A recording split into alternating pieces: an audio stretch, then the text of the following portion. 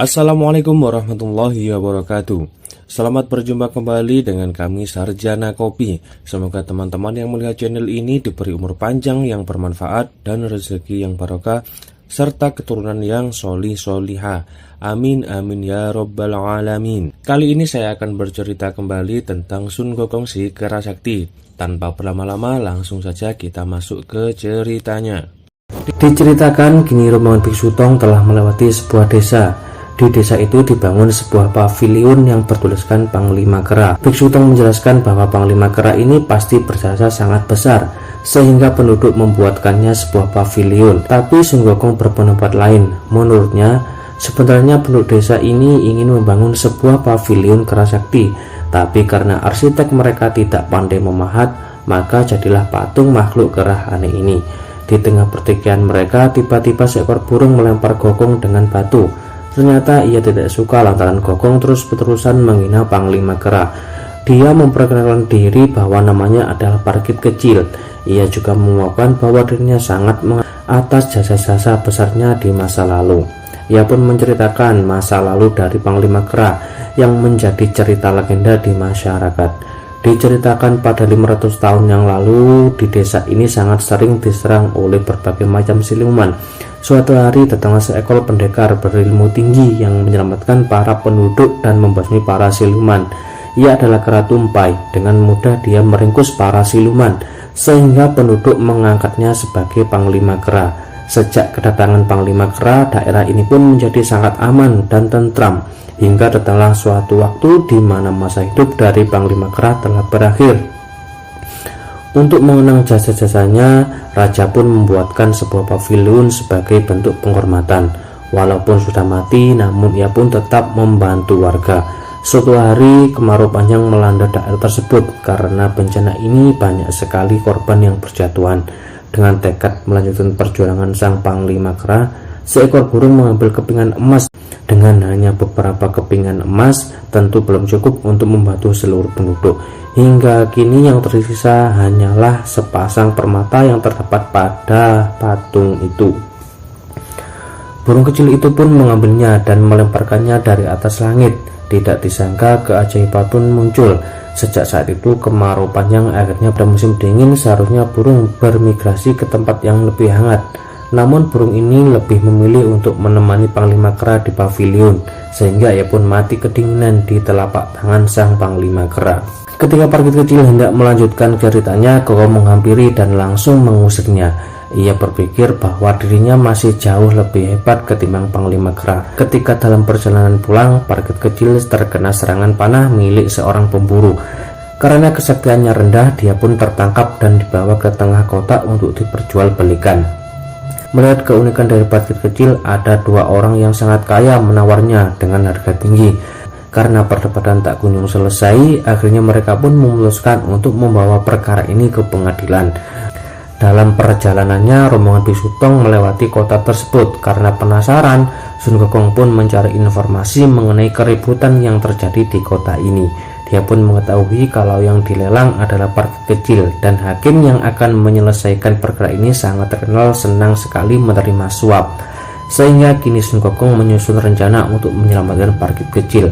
Gokong berencana mengajak Patkai dan Wuching untuk bersama-sama memimpin jalannya sidang, menggantikan hakim yang telah ia sandra.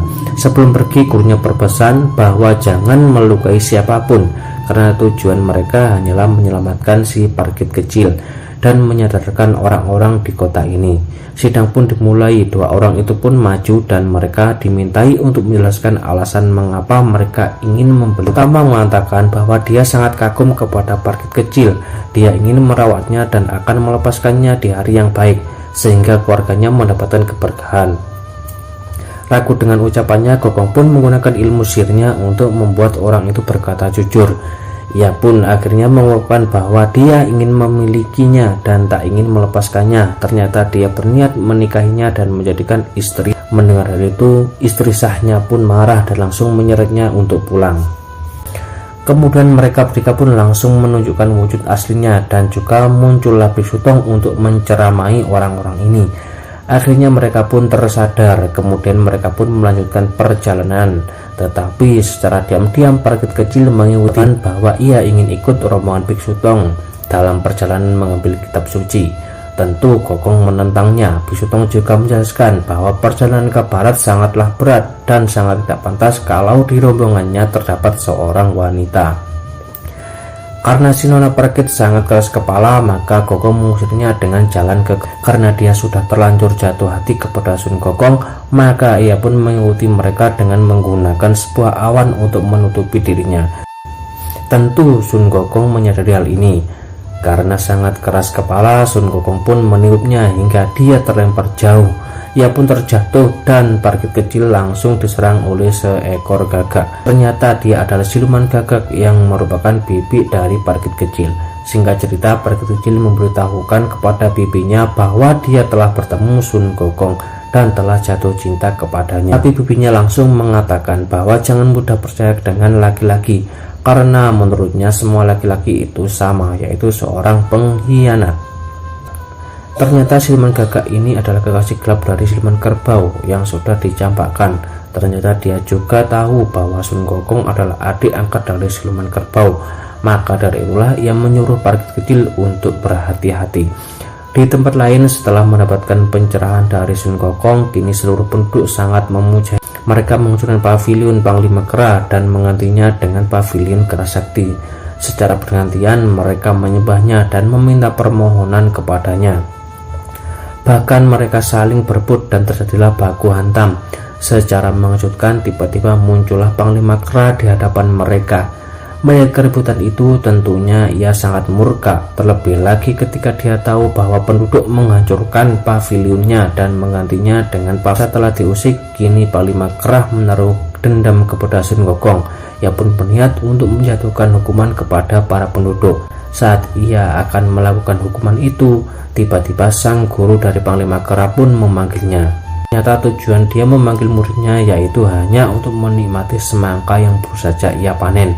Merasa hal itu tidak terlalu penting, Kera Tumpai pun meminta izin untuk pergi. Namun Buddha Material pun tahu bahwa dia akan pergi untuk menghukum para penduduk. Dengan kebijaksanaan yang ia miliki, ia pun mengatakan bahwa percuma saja Kera Tumpai menjadi muridnya selama ratusan tahun kalau tidak bisa menghilangkan sifat iri dan dengki. Maka selamanya dia tidak akan bisa menjadi Buddha dan mencapai kesempurnaan. Kera Tumpai pun menyangkalnya dan mengatakan kalau dia hanya menuntut keadilan. Dia pun malah mempertanyakan kenapa Sun Gokong yang membakar catatan hidup dan mati serta menghancurkan kahyangan malah mendapatkan tugas mulia untuk mengambil kitab suci. Tak ingin berdebat dengan muridnya, dia pun menyuruh Kera Tumpai untuk menyerahkan kitab untuk menenangkan pikirannya. Selang beberapa waktu, Dewa Alis Kuning pun datang. Ia merupakan kakak seperguruan dari Kera Tumpai. Singkat cerita, sang adik pun menceritakan mengenai masalah yang sedang ia alami, khususnya rasa dendamnya kepada Sun Gokong. Tapi bukannya menenangkan, Dewa Alis Kuning ini malah memanas-manasinya. Ia mengatakan bahwa sebenarnya Sun Gokong sama sekali tidak pantas untuk mendapatkan tugas mulia karena dari segi kemampuan lebih unggul. Mendengar hal itu, kini Kera Tumpai semakin berapi-api untuk segera membuat perhitungan dengan Sun Gokong. Di sisi lain, rombongan Biksu Tong masih melanjutkan perjalanan. Biksu Tong mengatakan kalau dia sama sekali tidak asing dengan gunung ini. Untuk memastikan, dia pun mendekat sampai ke kaki gunung. Dengan sangat yakin ia mengatakan bahwa gunung ini adalah Gunung Ling, di mana di atas puncak terdapat kuil Yin. Mendengar hal itu, tentu Patkai Wuching sangat bergembira karena pada akhirnya mereka telah sampai di tempat tujuan. Namun Gokong sama sekali tidak yakin. Ia pun mengingatkan mereka kembali bahwa untuk menempuh perjalanan ke barat mereka harus melalui 33 rintangan dan 99. Dihitung dari jarak maupun waktu, mustahil mereka akan tiba secepat ini. Dan meskipun Gokong sama sekali tidak mencium hawa siluman, namun hal ini justru sangat berbahaya karena kemungkinan siluman ini memiliki kesaktian yang sangat tinggi. Namun Biksu Tong tak mempertimbangkan hal itu. Dia masih yakin kalau di atas sana Buddha Rule sudah menunggu. Gokong pun menuruti perintah gurunya, dan ternyata di atas sana benar-benar ada kuil Yin. Begitu masuk, mereka langsung disambut oleh Buddha Rule. Semua bersujud kecuali Sun Gokong. Dia pun mengajukan pertanyaan yang dia yakin bahwa hanya Buddha Rule yang aslilah yang bisa menjawabnya. Ternyata ini adalah jebakan dari kera tumpai. Sun Gokong pun bertanya siluman dari mana yang berani sekali menghalangi Kera tumpai menyatakan bahwa menurutnya Sun Gokong sama sekali tidak pantas untuk mendapatkan tugas mulia mencari kitab suci, sehingga seharusnya tugas mulia itu diberikan kepada kera tumpai yang dari segala aspek lebih unggul ketimbang Sun Gokong. Mendengar hal itu, Gokong sama sekali tidak takut. Dia malah mengatakan bahwa ternyata kera tumpai ini sama saja seperti wanita yang suka sekali memperhitungkan hal-hal remeh. Kalau memang begitu, tidak usah jadi dewa, tapi menjadilah. Pembicaraan pun semakin memanas hingga pada akhirnya mereka pun saling mengadu kekuatan untuk membuktikan siapa yang lebih hebat. Tidak ingin ada pertumpahan darah, Biksu Tong pun memisahkan mereka. Karena pemenang belum bisa ditentukan, kera tumpai pun menantang Sun Gokong untuk melakukan pertandingan sekali lagi. Ia pun mengeluarkan benda pusaka yang ia sebut sebagai simbal emas. Simbal emas ini adalah benda pusaka milik Buddha material yang terkenal sangat keras. Aturannya, jika Sun Gokong bisa keluar dari simbal emas ini kurang dari 3 jam, maka dia pemenangnya. Namun jika Sun Gokong tidak bisa melakukan hal itu, maka kera tumpai lah yang menjadi pemenangnya. Dan jika kera tumpai menang, maka tugas mengambil suci akan dialihkan kepadanya. Sementara Sun Gokong harus kembali ke Gunung Wako. Dengan percaya diri, Gokong kemudian masuk ke dalam simbal emas itu, menerima tantangan kera tumpai.